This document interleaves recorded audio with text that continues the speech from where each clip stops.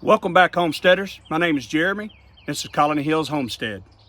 So today we're going to be talking about squash and zucchini. Try to answer some questions that I've had from the viewers about the problems that they're having with their gardening. So we're going to take a walk out to the garden area where I have squash planted and zucchini, and I'm going to show you some of the things that I inspect for and I do to make sure that I have a successful harvest with our zucchini. So come on, let's go to the garden. All right, guys, we're going to walk through this zucchini and squash area of my garden and see if I can answer a few questions that have been asked. So let's see here. So I want to show you the difference between a male and a female bloom. Yes, there's male and female. So on this zucchini, these are gray zucchini, by the way, you can see that that bloom has a fruit behind it, okay? Next to it, that bloom does not.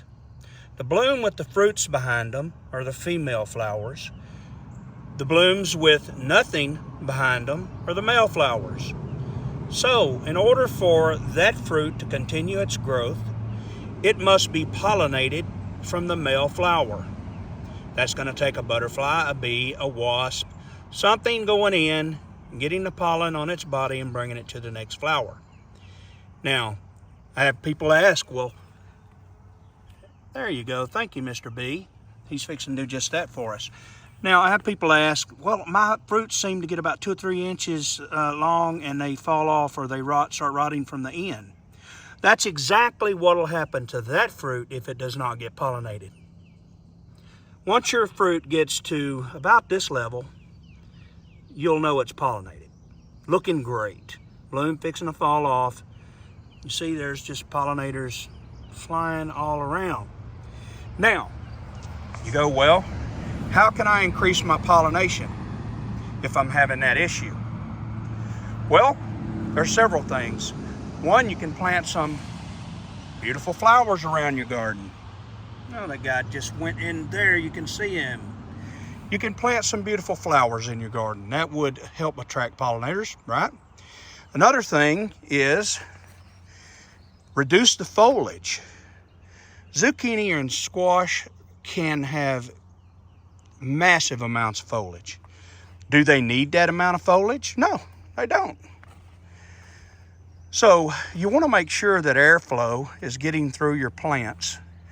So that'll reduce the risk of mold and things like that. And you want to make sure that sun is getting to your fruits. So what I like to do is prune my squash, starting, and I'll prune them all the way to the base, and I'll show you in just a moment. And I like to, and always prune below the fruits, never above the fruits.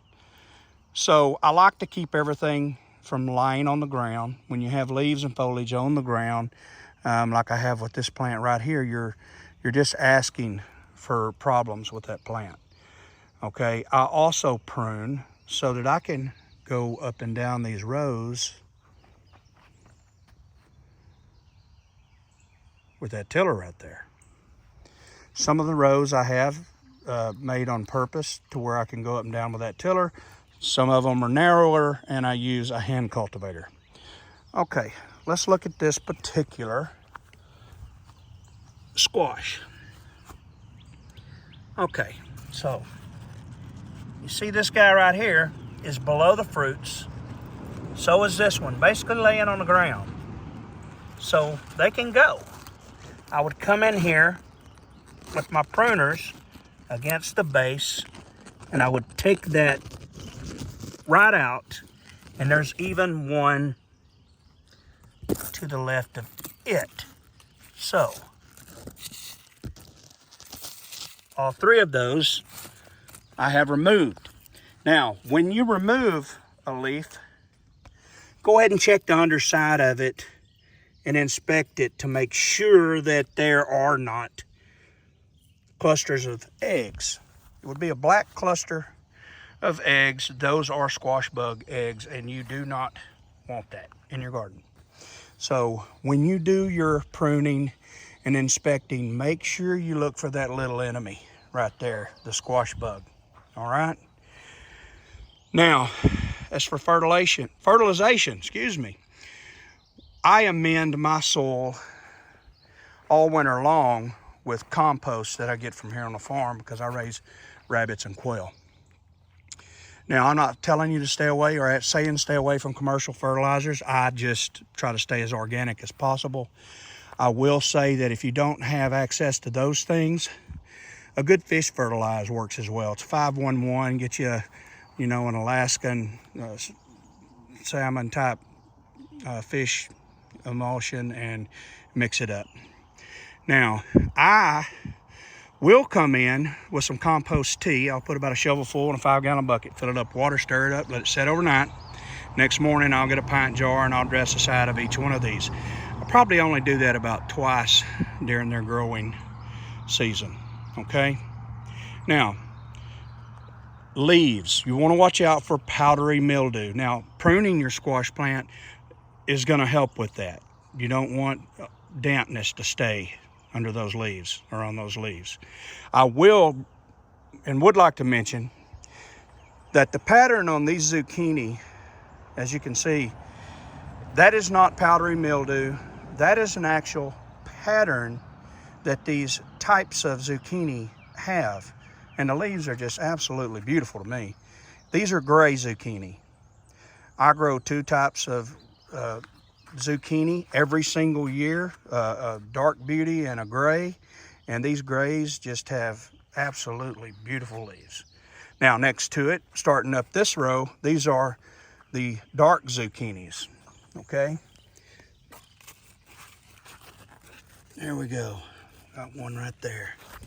So you'll see the difference in the leaves, all right? Healthy, healthy, healthy. Yellow squash over here. Healthy leaves. Got healthy leaves, you got blooms, you got pollinators. You're not gonna fail. Okay? Make sure that you give them ample space. I plant mine at least 2 feet apart. I try to give them about 2.5 feet. And next year, I'm actually going to grow my squash and zucchini vertically, which I can't wait. I've done that in the past. It's worked great.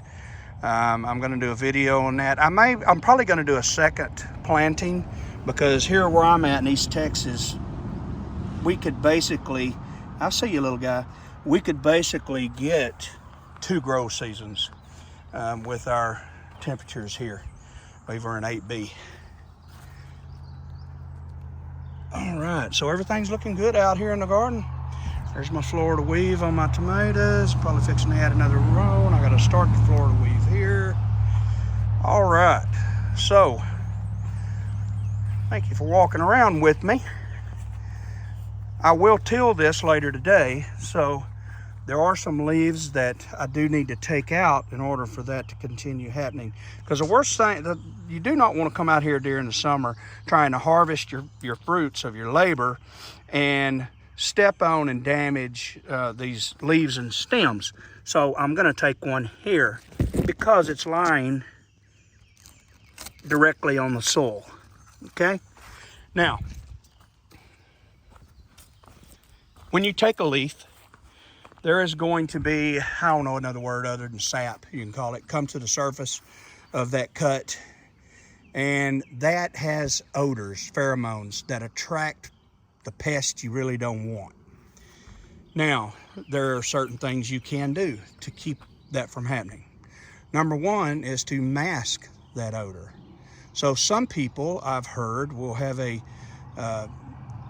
mix a low concentrated peppermint spray and will spray it in the area to cover that scent. I have marigolds all around my garden area. I'm thinking, oh, my phone is really having trouble focusing today. I'm thinking that that's going to be helping me quite a bit.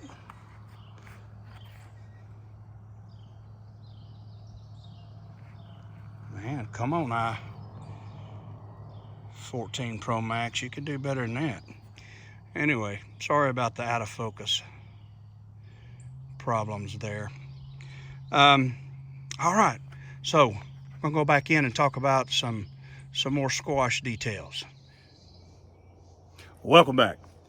So a few questions that I've also been asked is, well, when do I start my squash seeds if I'm going to do them from seed? And how long before planting them in the garden do they need to be up? Okay, so first off, I'll tell you one of the easiest things to do. I love Farmer's Almanac. I love Google. You can find out what your zone is, your grow zone. Look up on Google or look in the Farmer's Almanac. Find out when they believe the average of your last frost day is going to be, okay? Back up 2 weeks, and that's when you need to plant your seeds in your containers to put in your greenhouse, your home, balcony, garage, wherever you want to put them, that they're going to be able to stay warm and sprout and get going. Okay, and that way you can get a head start. Now, that being said, here's the other problem that people talk about or ask me about. Well, my plant isn't but 4 or 5 inches tall and it's got 4 blooms fixing to come on it. That rascal should have already been planted. What's going to happen is you've stunted your plant now, and it's not going to be able to handle the fruit that it's trying to put on. It's trying to put on the flowers and fruit because it's been in that container so long, it feels like it's going to die. Now, to be honest with you, that's the reason most things bloom and most things bear fruit, is they want to carry on. So they want to produce that fruit and those seeds for their next plants. So that's one of the reasons why on certain veggies, tomatoes, certain things, peppers, you can top things out. You can do things to promote more blooms. Okay, some things, some certain flowers, you starve them of water. They think they're going to die, they bloom. Anyway, long story short, hopefully. But you want to make sure you can get that thing in the ground on time, because if not, it's not going to have the foliage, it's not going to have the root system and the energy to be able to give you those fruits. You might as well just pass on that and replant your seed.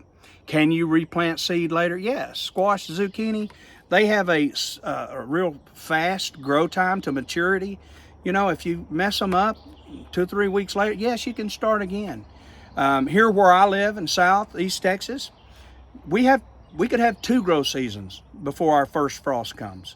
And that's normally what I'll do, is I'll go in and now with pruning, proper pruning, watering, fertilizing, they'll produce all summer long. But if you want to add some more variety, you can have a second grow season. Start your plants in August. Okay? So, I hope this helped. If this has helped you so far, please like and subscribe to our channel. This is what helps us bring the material to you. Hey, one final note. If you do what we talked about in this video, you're going to have an abundance of zucchini and squash. So I'll say, make sure that you have plans for this fruit. Make sure that you talk with friends and family, and they can help take some of these off your hands. They'll love you for it. Make sure that you have a way to preserve. Make sure you can vacuum seal, freeze, can, do everything you can to have that and enjoy that fruit and the fruits of your labor throughout the winter season. Okay? God bless.